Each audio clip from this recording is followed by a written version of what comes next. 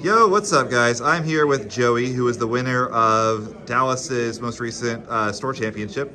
Joey, what were you playing? I was playing Warrior of Darkness Retainers. Quite a bit of an odd mix, but So we kind of realized, thanks to Steve, that you don't actually need any lightning cards to play Warriors of Darkness. You just need Earth to play Noct, which then led to us mixing it with the next best thing we know, which is, of course, Retainers. So, Joey, why don't you walk everybody through the deck? all right. So kind of going through piece by piece. Most of it is online, but I can at least add in a bit more kind of explanation behind. Some of them need relatively no explanation. Not, of course, is linchpin of the deck alongside Noctis himself, kind of being our two boys that run in their own message here. Main idea behind it, and what I was kind of finding, especially in playtesting, is that if one part of the package failed, the other one was there to get you there. Not puts on a lot of early pressure, especially into decks that need some time to set up, like Refio Control, where you can, if you see it, you can just dump the hand, turn 1, drop him out, search 3, play the Diana, get a draw, and then be punching for 2 damage one turn, potentially 4 damage the next turn if you drop Glaive and Alba, and they are put on basically a 2-turn clock, 3-turn clock to start getting stuff off the board, and if they can't, then you're just going to run them through. If you don't get the opportunity to see him, the lightning cards themselves will be playing into Cloud LBs, and you can start sitting into backups and actually start building up into the normal retainer board of build a board, good luck, you're not going to punch through this board unless you have something like Toto or mass removal. Because Noctis is going to kill cards on his own, Noctis is going to build a board if you get a chance to get to him, so either one is going to kind of get you into a winning position if you need to go more late game or if you're good for an early game push. It really just depends on which one you see, and the win cards that you can run alongside the Noctis feel very good as well. So these are kind of the two different packages that you're going to be running to, and of course they each run with their own pieces. To go alongside for the Warriors of Darkness package though, in terms of numbers, I'm running 2 Glaive, 2 Alba, and 3 Diana. Diana is the most important one of the set, partially why I have her at 3 compared to the other ones at 2. Doling is very good just to deny on attack triggers, as well as to just make sure that when it gets back to your turn, you can dole down their blockers, swing in, especially when the Glaive hits board, you get 3 swings in. It's almost like having his Aromas on the field. Like they cannot block, they can't stick forwards, they can't do anything. Exactly, and especially when you start getting to the retainer boards too, you're going to start putting out some really big bodies that they just don't want to block. You're swinging with 10,000 Gladios, punching back for 12. Noct himself is going to be a 10k Brave once Glaive hits the board. Like, your bodies are too big, they're not going to want to block as is. But even if you don't get to the Brave portion with the Glaive, you're still able to dole everything down with Diana. They don't even get to attack you, which for Ice right now is huge because they don't get to do things like Rufus. And you just get to completely lock them out from it. Things like Ascendian can't swing, Yuffie can't swing either, which is really good into a win matchup. You just dole her down before combat and locks them out. Alba EX is really good, but she is kind of the worst one to play because she's really just an on-play, I'm killing something and then I'm getting haste, which is good if you're swinging for game. But otherwise it feels relatively lackluster. The deck already is a little short on EXs, and I don't really want to put her in as an additional EX. If I was on another EX, it'd be more on the backup side. And then Glaive, I initially tried at 3 and then found he wasn't as good with some of the other cards in the deck. He is very nice, but I think 2 is just the sweet spot. The EX is okay at best, and once you have him on board, he's usually not the high priority target. They're usually going after the Dianas or the Not. So how do you feel about the numbers? Because you don't have enough targets to cast Noct like 3 times if you needed to, right? Unfortunately not. The most I've ever played him was twice, and the second one was more so out of desperation than anything else, which got me there, fortunately, but most of the time you're playing him once, a second time is possible. That's why I usually don't mind as well having the numbers as low as they are. More than likely I'll probably draw one of them in the beginning or start to see one pretty early on, so it still makes sure I can search all 3 targets if I need to, and if I do see one and I don't end up needing it, like if I leave an Alba in deck, then usually I'll get into it later or it triggers a chance of an EX. And Noct can always search himself as well, which is nice. Yes, he can search himself, either just a CP fodder if you're trying to get backups down later, or if you're already slightly established, it does give you access to his special, which never really came up, but it does feel nice just knowing if you need to, you have an on-demand break for basically 2 4 CP. So, about all it is on the Warrior Darkness numbers. In terms of retainer numbers, I'm on 2 Gladio, 2 Ignis, 2 Prompto. The numbers in the actual event itself felt fine. 2 Gladio is perfect. I never wanted to run more anyway, even when I was on earlier numbers of the retainers, and since I've been retaining since they've been around, 2's felt great. Prompto and Ignis Once again, the event felt okay. In extended games, if one of these got hit to damage, I'd be down to 1, which felt relatively rough, especially if it was one of the Promptos and I'm trying to get my combos going. As long as I can find a Noctis, though, Noctis searches a Prompto. Prompto plays himself for free if you have the Iris Telica down. So having one of him was fine, but being down on Ignis is feeling kind of rough. And even in post-tournament testing and doing some stuff at our locals as well, I'm finding that one thing I'd probably do is pump him back up to 3.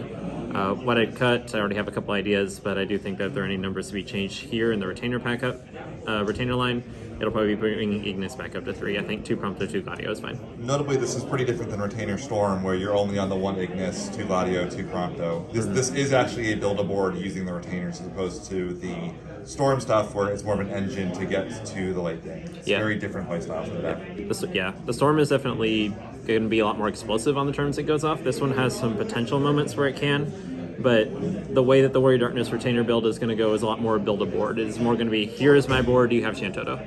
If you do not, or if your deck can't run it, you are going to have a very difficult time breaking through it, and the deck even runs some options to help handle Shantoto itself.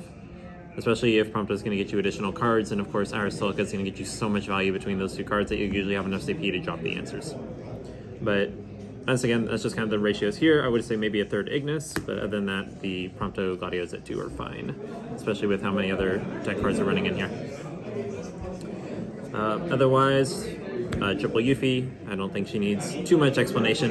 One thing that she does help with if you have the Warrior Darkness build going out, or if you're able to draw into her later, if you have the Diana and you've basically doled out your board to deny them their blockers, even if they chop a bunch of cards, you have like 4 damage on them, you have potential lethal, but they drop 2 or 3 bodies, you can swing in with Yuffie. Yuffie effect will trigger. On top of the stack, you dole out all of your Warriors of Darkness, dole out all of their blockers.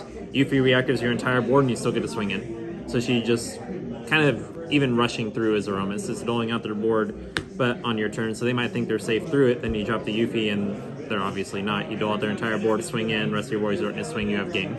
And that did pop up in one of my games too. I think it was on my 4th round, where I was able to drop the Yuffie, reactive the whole board, and swing in for lethal. Of course, Doom of the Living is really good. Once again, I don't think there's too much explanation. If you're on Wind and you have space for her, she's very, very nice to have. And I'll come back to her later too in a moment and kind of show why she has I other enjoy her too much. synergies in the deck as well, which is really cool. Absolutely. And I'll kind of come back to her later because there's a lot more ways we can protect her and why I like her so much and how much she just steals games. 2 Cecil. This is a last-minute inclusion that Google was recommended for me, which I was very thankful for. In earlier builds, I used to run it because it could not only drop the Warriors of Darkness, which trigger their effects, like Diana will draw you the card, although will be able to pop a 4 cost, but it also lets you drop Noctis for free. If Noctis is coming out with Iris as well, and you've already Telica, you're essentially paying 3 CP to drop a Cecil and a Noctis on board, and now you're making them pay 2 CP for everything they're doing. Even if they're going for like a target removal on the Noctis, you basically paid like 1 CP more than your opponent to drop a Cecil on board on top of getting the Noctis search. So you're up effectively 1 CP, and if that card you're searching is Prompto, you're completely off to the races, and they've thrown away a card and they've tossed 2 CP, and they still have to deal with the Cecil. And if you have some of the other protection that's still in here, they'll still run into that and still run into more issues, which follows up into kind of my own little personal thing, which I'm going to actually show first off here, to be the Wool. Kind of an underrated card. Like, you don't see this around too often. It doesn't really fit what a lot of Wind decks do, but Joey is like the master of build-a-board decks. This is like the Joey card. So if you haven't read this card, why don't you explain it? Yeah, so Wool's a bit unique. He's 5 cost, 9k, seems pretty vanilla on paper. He does get reduced by 1 CP for every card you have that costs 5 or more on the field, which if you've kind of built your board up, he can potentially come out for 1 CP, 9k. But what makes him even better is the fact that he makes all of your other 5 cost forwards completely untargetable, summons and abilities, which stacks really well with things like Yuffie. Where you can have Yuffie, they might have some kind of removal they're holding for, even something like Ku from Water, and you just 1 CP, drop Wool. Yuffie is untargetable, you go to combat, and they cannot stop her. Which means you're going to reactive your board, which with the Warriors of Darkness is going to be dole their whole board out if you haven't already. You get to reactive your entire board. It also gives you that Doom of the Living, which they are not going to really be able to respond to because they have to commit to the Wool first before they even go after her. And if you have Cecil on top, paying 2 CP to target him, 2 more CP to target the Yuffie. And if you have Iris, they might just not even be able to do this because they're paying 4 CP onto some abilities. to not even be able to target her. So she basically becomes this unstoppable machine that they cannot answer with targeted removal. It has to be some kind of board wipe removal, which feels incredible together. Wool also gives you the draw when you play something that does cost 5 or more, which if you manage to drop out anything big, it's going to be very helpful in just making sure that it feels cheap, because it's going to make things like the Memphilia, Tyros, things like that, including backups, all come down for effectively 2 CP less because you're going to draw a card to replace them. He initially, in my old builds, I used to run him at 3 because I used to run a lot more of the 5s, but since we're on the Warriors of Darkness package, which is a lot cheaper now, I think that 2 is kind of the magic number for him now. He's felt like he's lost a little bit of value, but in the actual LQ himself, or itself, he came up a lot. Just 1 CP, big body, and the target denial on Yuffie won me 2 games because I just could not answer it, and one player just didn't even know like what was happening. They tried to coup her, could not coup her, and just kind of realized they lost on the spot. They had nothing to be able to deal with it. He feels very good. He really does. But he's only going to be good into some kind of build-a-board decks. He's really bad, I believe, in just any kind of normal win deck. He's going to be there for the high-cost standard ones. I am on 2 Gish. I think Gishul kind of explains herself. Doesn't take damage from abilities, so she survives from certain kinds of removal, especially against fire. But more importantly, she's there to cancel a summon or an auto. This deck on both Noctis and Noct really has a hard time with Amaterasu. If you do eat an Amon on Noct, fortunately he does survive, and if you held a Diana or like Glaive in hand, you're still okay because you can still drop it from hand and draw a card. Or you can just drop Glaive on board and they still have a 10k Bravery they have to get through. However, eating Amaterasu on Noctis is horrible. You lose the search, he dies, and just it does not feel good. That is one spot you don't want to get hit with, and it also, of course, with this build-a-board deck, is it dies to Shantoto. Even with Shantoto being a little bit less prevalent in the meta right now, not saying it doesn't exist, but it's not as common anymore as it used to be, she just turns it off. So you could have your full board of Warriors of Darkness, or you could have the full Retainer board set up with a Wool on board protecting your Ignis and your Gladio from targeting, drop Y'shtola on top, and they can't board wipe remove you anymore. Shantoto does nothing. Hecaton, which already was fairly weak into the deck, also doesn't clear your small Warriors of Darkness anymore. Shinryu as well. It's another very notable one. It is as well, yeah, for Shinryu, because if they do that to try and search, you can at least turn off the search, and they just have to have the second Shinryu in hand for the tidal wave, or they're just not going to get it. She can't stop the Shinryu special if they happen to have a second one, but if they have it, they have it. There's only so much you can do against that. And any deck is going to kind of crumble to this. So once again, the weakness of the deck is the board wipe, mass board wipe, but the only things that really do that nowadays are Shinryu and Toto. Toto's lost some prevalence, and even Shinryu is still seeing quite a lot of play in some decks, but in some others that just can't afford to really run the light cards because they want the CP, like looking at kind of like the Bart's Wool decks, where Bart's is the main light card they're running, they're not going to really have that option very much. So she's there to kind of get you there, and she does feel very good. She also comes out for 2 CP on Tilica. So if you draw 2 off Prompto, you can potentially draw into her and another win card and just drop her for free, and now make your board protected. So she herself feels really good. Final forwards, I am on 1 Goddess, 1 Ned. Goddess just helps clear a board state that if they get 2 out of hand, she does help you get there. And of course, just having more free Mist Dragons feels very nice. She's also 9k, draws you a card from Wool, becomes untargetable that way. And if you can keep her around for a while, she just continues breakdown removal, especially with how prevalent breakdown removal is right now in this meta. Neo Exeth I also don't think really demands too much of an explanation. He's just the one of, if you see him, you see him. He breaks through a board, breaks through monsters if you get a monster matchup. 10k on his own. It's the games that you need him, you see him. Especially because this deck wants to relatively go to like a mid-range late game if it needs to. If you start to go down the Retainer line compared to more of the Warriors of Darkness line. And at that point in time, you built up so many backups, you don't mind tossing them away to remove a board, especially something that they're going to have a bit of a hard time getting through. So I think 1 of each is perfect there. In terms of forwards, I said on the forwards, moving into summons, just triple coup. In retrospect, I probably should have done 2 of this and 3 missed. The mentality is I might get hit a little bit more because the Retainer package really wants to hit damage 3 to get online, because Prompto with Tilica Iris is incredible. It's just a free body that searches a card. You're paying 1 CP on Iris, play the Prompto, Iris immediately reacts when you search off the Prompto. You literally lose nothing. You're playing a card from hand for free to add another card from deck to hand. No cost associated with it at all. It feels really good. So you don't mind taking the initial damage, so I thought I'd run these as more EXs. However, in the 31 damage I took overall across the LQ, I hit 2 EXs the entire tournament out of those 31 damage despite running 12. So statistically it should be about 6, but I only ate 2, and none of them were Kusith even. It was 1 Tyro and 1 Noctis. So continuing that luck streak, I probably would have dropped this to 2, run a 3rd Mist, just because once again Mist is super good right now, and I'm running Goddess as a potential 3rd. But I think just having this as a potential option is much better it is than the risk of running this. But I think this one's more so player preference. I think that I'm a rather unlucky player when it comes to EXs, as it continues to show, and this one I personally run to 2.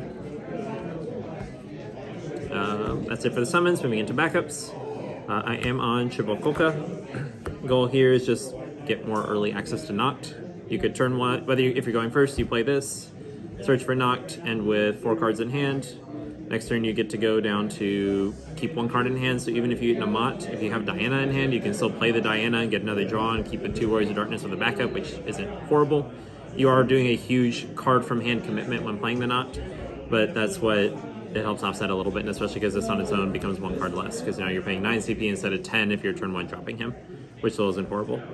This is also searchable off the Norsh, and once again, just overall great card is the reason this one's at 3.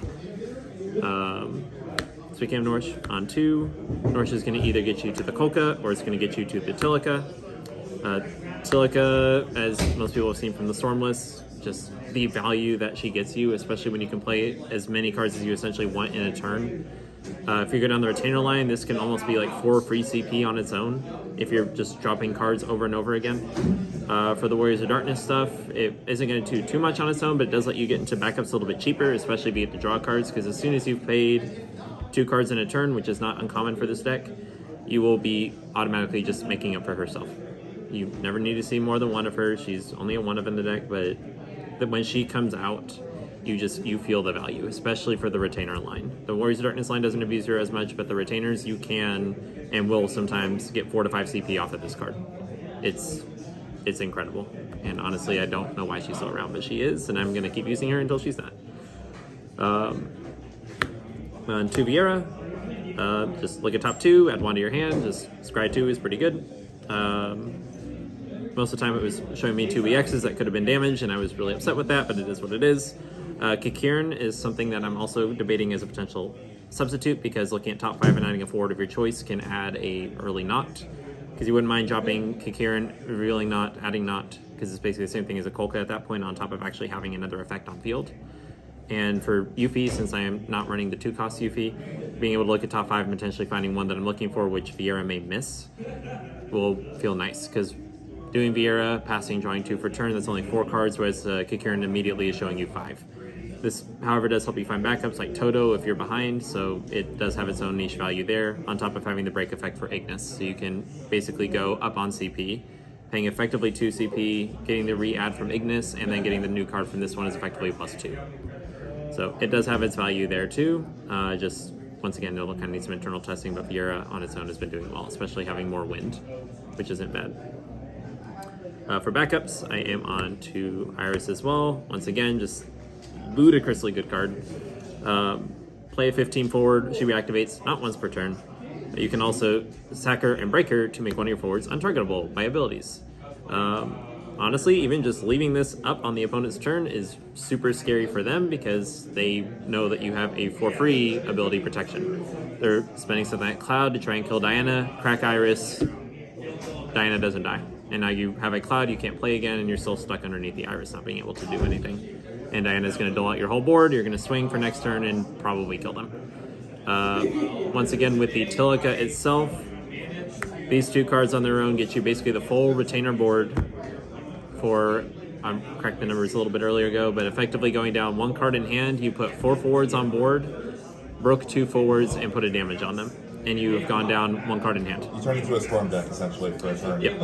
For 1 turn, you become a Storm deck. And that 1 turn is getting you 4 bodies on board, drawing you 2 cards, and at the cost of 1 of your other dead backups, which is probably a North Stalon's that Search Tilica. So you're slow on these 2, and if you're lucky even, like if you're not dropping like a Wool that you drew off of the other cards, or if you're not dropping Y'shtola, Iris stays active. So now you also have the ability protection on their turn, which is ludicrous. 4 bodies on board, ability protection, you're down 1 card in hand, broke 2 forwards, and put a damage on them. And now they're staring down a board of Ignis, Gladio, and the Noctis is still going to kill another card when you play another card next turn.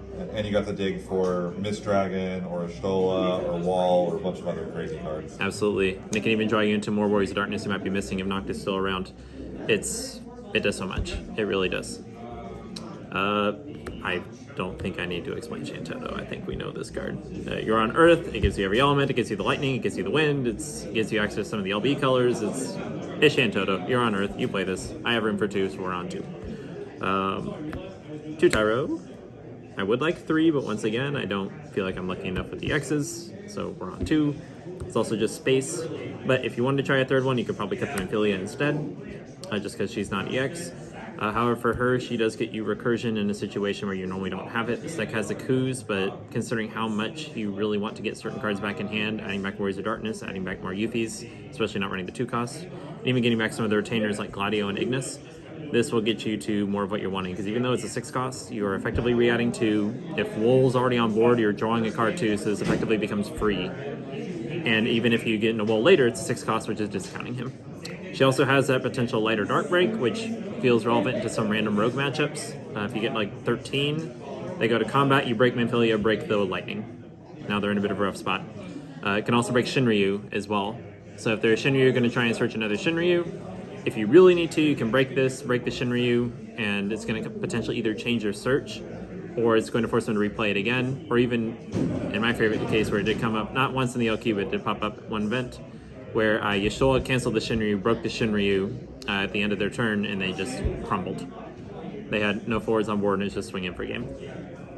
But she's felt good as a one-of. It's been more kind of like a personal pet pick. But even in the tournament, just re-adding 2 cards that come up where I was able to add back 2 Euphies, play the Euphy off of for 4 CP because I had Telecom on board, kept 2 cards in hand, which was the Euphy I'd re-added alongside another win card, and I was able to swing in with Euphy, Doom of the Living, and that killed them. So just the 2 adding back of whatever you want really matters, especially because you can even re-add backups if you're really missing backups. Amphilia, re-add an Iris, play the Iris for 1 CP, and now you have the built-in ability protection again alongside whatever else you played. It's very notable she does get back backups, yeah, like you said. And then, like, at worst, she's a 2 CP backup that discounts Wall. Yeah, because and even like turn 1, it's not bad to play. You see a 6 CP backup, and people are usually like, what are they even doing? Like, what's worth playing 6 CP at once? And it's like, oh, it's just effectively 2 CP backup, and you're showing them that you're on, some other colors, or you're showing cards that they don't care about. Like, you pitch a Kusith and maybe like Wool and a Gladio, and it's like, cool, I'm on some like weird Earth Wind deck that's on retainers, I guess. But it doesn't really show them too much. And most of the time, if you're playing some kind of like 4 cost backup anyway, they're usually going to pretty early on kind of figure out what you're on. So I feel like she has the same kind of revealing value as those. And it can even re-add, once again, other Warriors of Darkness that you're missing.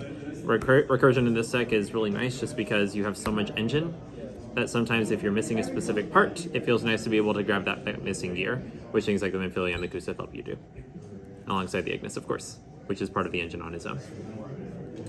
So that'll be it for the 50 there. LB is, I feel like, relatively standard. I'm on 2 Cloud because we're on lightning cards, so unlike most Earth Wind decks, like the Earth Wind Storm, we actually have access to him reliably, which feels really good. Helps against twin matchups, which already feel really advantaged, and also just into Refia, which probably is the deck's roughest matchup. This one helps you get through it just by killing her off, and then you can potentially storm out or just hopefully reestablish your board. Too much. It's Earth, he's very good, plus 1000 Brave. With Noctis, it becomes effectively, if you're not counting the card in hand, effectively he's like a 2 CP forward that's punching something for 9k and giving your whole board 1000 Brave. It feels also very good in the deck. The 1 Toto, because you can. Wish I could run more just to meme it, but unfortunately we do actually have to run other cards. It's just sometimes you need to have it. And there's some losing, like I need a card to remove the board, she's there for you. 1 Leo, playable if you have Tyro or Shantoto. Victoria, same thing, and then Little Leela that has sat in my LB deck and has never once been played. But she is in there in case you need her. She is 5 CP as well, which does mean if you have Wool on board, she does draw you a card. So effectively, you can kind of think of her as like a discount Leo, where if you have the card on board, it's going to put a more threatening body on board and effectively cost only 3 because you're going to draw from the Wool, and she becomes untargetable. So if they're trying to keep something important alive, you do actually get to a point for next turn you can combat, swing with her, and lower something down and kill it off. A couple of other small-ish notes. Leela is the deck's out to Sid Randell, or one of them. which is obviously a really annoying card to deal with sometimes.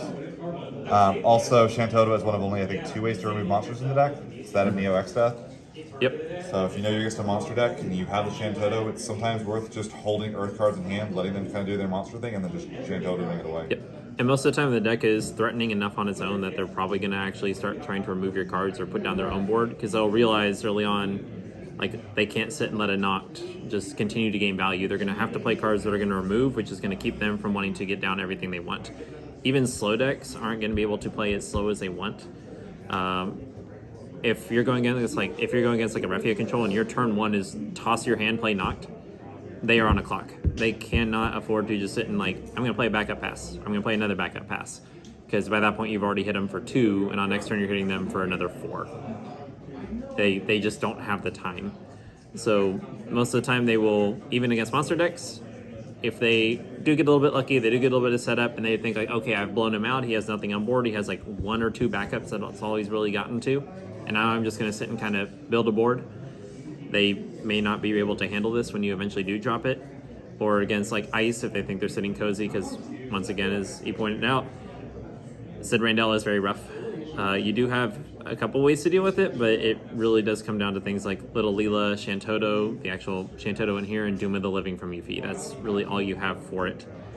And you can control their board a little bit. You can still build your stupidly big cards, like your 10,000 Brave Noct. You can still dole cards and dole them out. Gladio is still himself 10,000 Brave, punching back for 12,000. And if you have Wool or Iris on board, some of your board becomes untargetable. You still are not going to get the value that you're wanting if you do have an Air Staring Out of Sid Randell. So you do have to have some options in the deck, and I don't really think that there's much I can run outside of these specific options, which once again will still get you there.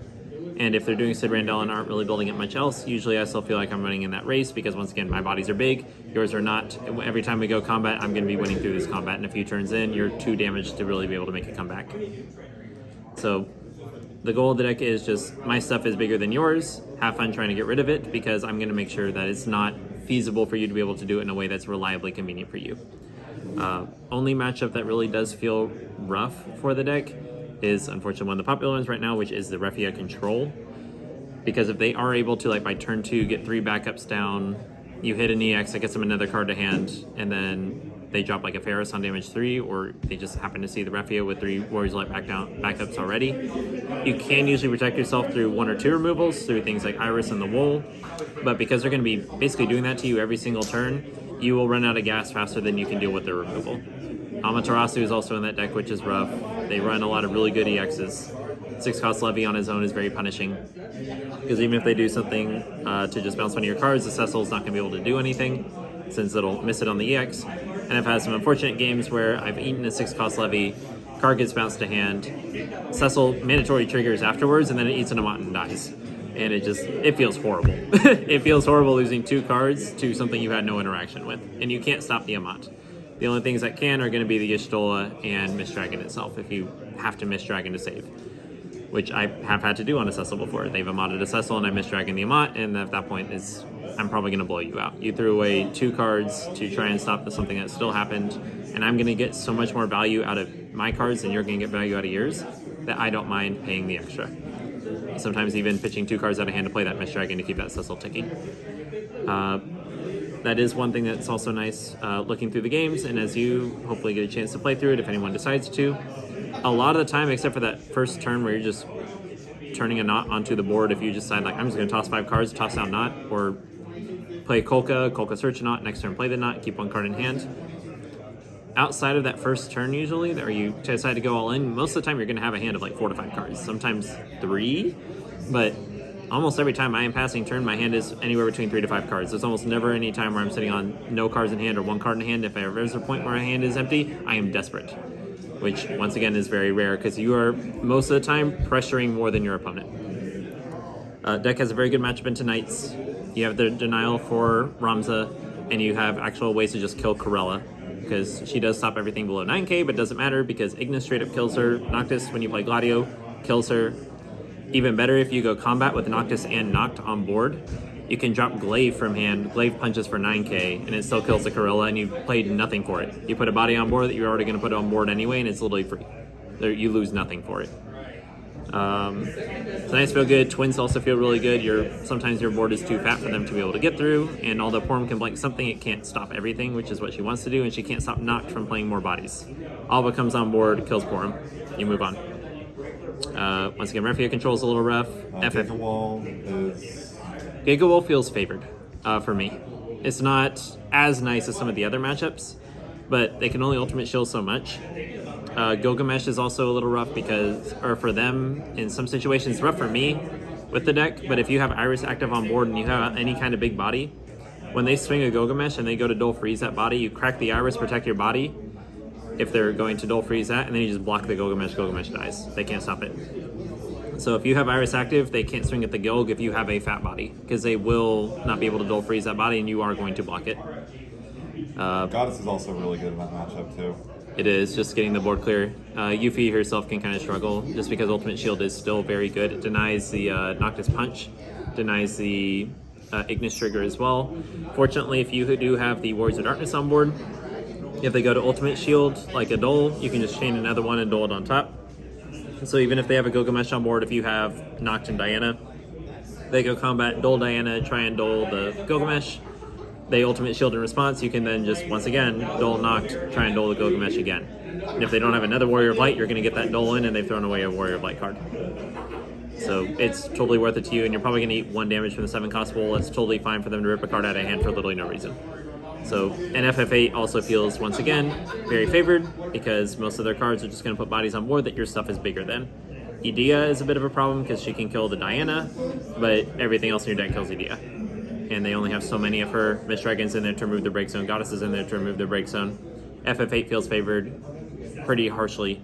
Gigawall is, I believe, slightly favored here, but it's not an unbeatable, or not like an unbeatable matchup. Or for them, it's really just like the Refia control that feels really rough. That is the one thing that I want to try and find more ways to deal with, but just naturally with how that deck functions and how the deck can play a little bit slower. If I go for a Chainer package and they go for that, you can remove the Refia over and over again, but they have so much recursion they can keep putting her back. And eventually you get to a critical mass point where it's just, I can't get through this board anymore, and you will kind of crumble. So if there's any way to kind of fix that matchup, I feel like the deck is probably going to be really favored into everything that's going to be popping up. And especially if your locals and stuff does not have it, then this deck will basically get through anything that you're playing against. It feels really nice. Awesome. Any shout-outs or anything else? Shout-outs, I'd have to say to our whole community over here in Texas. They really are incredible. We have a wonderful bunch of players. We have a wonderful store that hosts us and really does care about us. And I also want to do just kind of a shout out to the FF community as a whole, because I play a ton of different games, a ton of different communities, and easily, without a doubt, the FF community is the most positive one I've been a part of. They really care about each other. The players really do cook up really fun things all the time. I've never seen a more diverse meta in any game I've ever been a part of, where it never feels established. And even if it does, there's still so many other decks you see topping that aren't, top 2, top 3. It's like this one where you have Gigawall decks popping up everywhere. You have some of the others where you've seen Ice Lightning still doing his thing, and of course Gigawall still has his thing over there. But there's so much variety, and there's so many players that are happy to cook and see what they come up with, and I love seeing that in a game. And then I think that's it. Awesome. Yeah. Like, comment, subscribe. Any suggestions y'all have for the Refia control matchup? Let's see them actually. Let's solve that matchup. The deck will be unbeatable. What was that?